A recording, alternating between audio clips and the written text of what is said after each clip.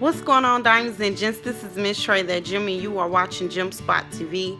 This is about to be a story time video. Me talking about the time my then friend was trying to come on to my fiance at the time.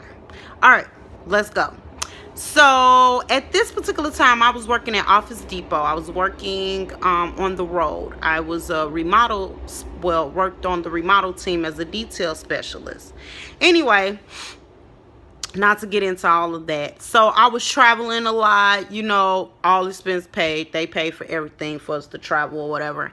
And at this particular time, I was in Montgomery, Illinois. And I was staying there because it was like literally 2 hours away from where I stayed at the time. So we were getting 5 a.m. mornings. So normally if it's 2 hours or more to get to a site, they pay for your hotel room. So as long as you're remodeling, you stay there. So anyway, I was due for a mentee getaway, get the heck away, because I had been at this particular site, I think like 2 weeks and we only got 1 day off. So basically I was like, no, I need both of my days this time. I was tired. I was working from 5 in the morning to sometimes 5 in the evening. Like I was pulling them hours, baby, with 1 day off. So anyway, and so my mom at the time would keep my car, and she doesn't drive. So I would let my then friend, we're just going to call her A. I would let her drive my car and, take my mom places and, drive my car. I wasn't tripping like that. I mean, they rented cars for us to drive or whatever as a team. So I really didn't need to have my car. And at the time, my car had just got into an accident. Hispanic guy had hit my car and he was drunk or whatever. So I really didn't want my car on the road until I got it fixed and everything anyway. So just little city driving here and there didn't really bother me. Moving on.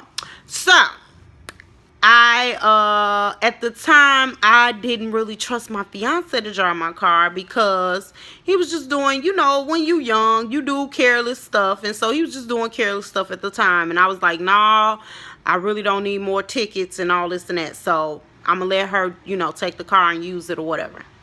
So I was getting ready to switch this arrangement because I just had a feeling that, something wasn't right with how my car was being taken care of and things of that nature. And I did know this much.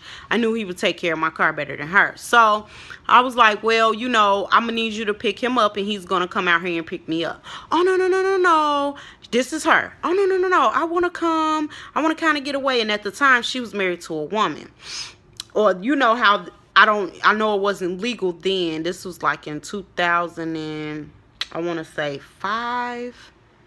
Yeah.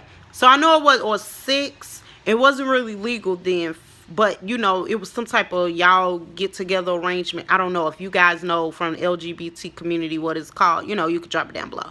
But anyway, she was married to a woman or whatever, and so she was like, they were bickering, arguing a lot, and she was just really, ready to get on the road for a while. So I was like, oh, okay, well, cool. Just as long as you pick up Anthony. Well, I don't really, pick up Anthony because I'm not driving.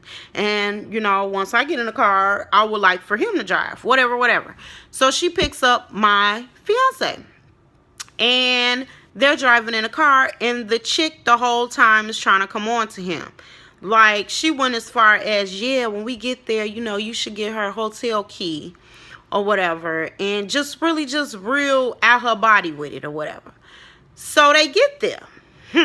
And he comes into the store and he like, yeah, babe, you know what I'm saying? Your girl, she bogus. She kept coming at me. And I'm like, at first I'm like, no, I don't believe it. But then I believed it because you know how men are women. They don't really know when other women like them or coming on to them. So if he said, I know it got to be some truth to this.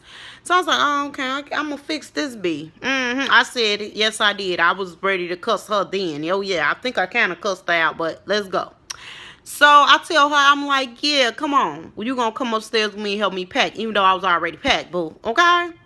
I told Anthony, I said, you stay down here, baby. We going up yonder. So we get up there, and I asked her, I said, okay, A, what's this, you coming on to my fiance? What's wrong with you? This tricker says, I was testing him for you.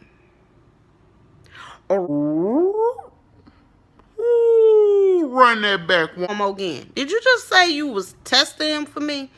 I said, let me tell you something. As long as you live on God's green earth, I don't never need no another trick that's supposed to be my friend testing my man for me. I don't need that. Thank you. No, thank you. Okay? But you don't understand that. I said, you know what? And see, I had already had an issue with her anyway, because I had a year prior to that brought her around my, at the time, little circle, because all my friends at the time, we were kind of dating friends, if you know get what I'm saying. And me and my then boyfriend was out or whatever, and their two friends, anyway, she ended up having sex with one of my best friends, man, okay? And she's supposed to be a lesbian, and they had yeah. So me and my best friend had issues from that, because she was just like, dang, the chick you bring around want to sleep with somebody's man. Okay, move on. So she was already on thin ice from that, okay? So let's get into it. So I went off, and so she was all mad or whatever, but it is what it is. So we on our way, road trip home. Okay. And I thought, I was like, well, I think I'm going to get a tattoo or whatever. Because I had been thinking about it. But I don't think we end up getting it that time. But I think I had already had it. But I wanted another one. Something had happened. Needless to say, it never happened, because I had to end up going off on her. So me and my then fiance, we were like, we had little pet names for each other. So when we were tipsy, I don't know if she was around or eavesdropping, whatever, because we really don't do it in public. I would call him at the time Pudgety Butt. I can't tell y'all why, but let's just say we both had little names for each other, and it may sound, he's kind of thick with it, you know what I'm saying? But anyway, moving on. You see, salvating that mouth. Let's go. So I can't really talk about where it come from right now unless I ask. So then that'll be another story time for a whole nother time. So basically, and he will call me something too. So she was like, yeah, with your Pudgety A. Why she do that? I pulled to the side. I said, let me tell you something. Do you know how far you are from home? Bride, I'm going to need you to leave my man alone. See, now you being disrespectful. And that right there will get you cut. I don't want to have to leave you on the side of the road, because your wife will be mad at me. And she'll have to come get you. And at the time, none of my friends really liked her anyway. Let me just keep it 100. Didn't too particularly care for her because of the situation that took place. But needless to say, that's my story time. I had to cuss her out, so she was a little mad about that. But it is what it is. Don't come for my man, boo. Okay? Now, if you guys have any story times where, you just want to share, and you got a similar story to where you had a friend that tried to come at your man's in them, or just any story time, leave the link down below. Y'all know I love to check out y'all story time videos. All right, y'all. Mwah.